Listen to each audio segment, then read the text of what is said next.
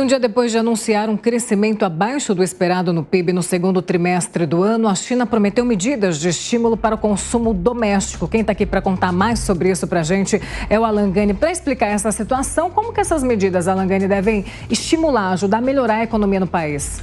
Bom dia, Paula. A verdade é que a China, desde a pandemia, ou melhor dizendo, do pós-pandemia, tem encontrado dificuldade de recuperação da economia e ter um crescimento mais robusto. O crescimento vem abaixo do esperado. É claro que 5% de previsão de crescimento para este ano pode ser alto para o resto do mundo, mas para os padrões chineses é um crescimento baixo.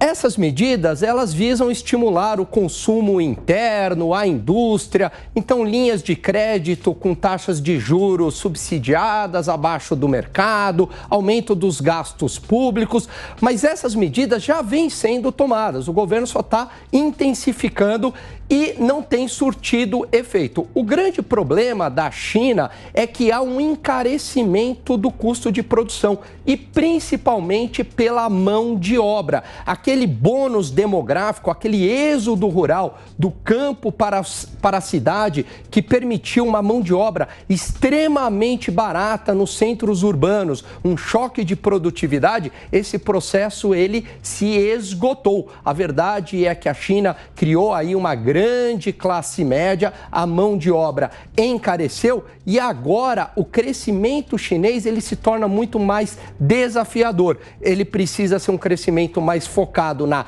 inovação e na produtividade. Essas medidas acabam sendo paliativas, pode surtir algum efeito de curto prazo, mas não ataca o problema estrutural do crescimento chinês. Agora, muitas vezes a gente vê a China sendo uma referência em relação à economia, né? Por que isso está acontecendo agora? Tem a ver com o governo de lá também? O que você explica, Alan? Então, está muito ligado a esse processo, né, do próprio envelhecimento da população, tanto é que a China liberou a política de apenas ter um filho, né, do filho único agora, justamente para aumentar, né, esse bônus demográfico novamente, né, estimular as pessoas a terem filhos, para isso novamente baratear, né, a mão de obra e também relacionado a esse processo que eu expliquei, que inicialmente você tinha ali um bônus demográfico, uma população muito grande vindo do campo para a cidade e isso permitiu um custo de produção muito baixo.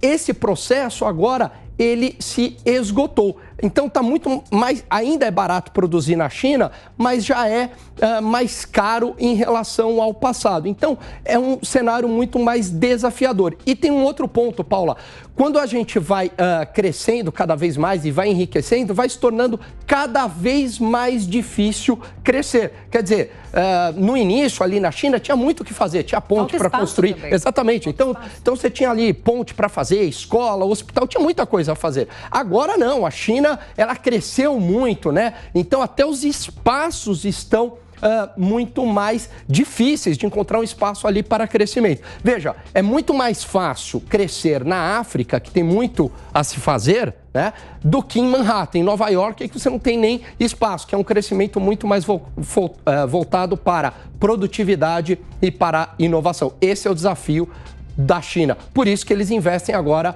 bastante no setor de tecnologia. Alan Gani aqui nos estúdios da Jovem Pan mais uma vez. Valeu, Alan.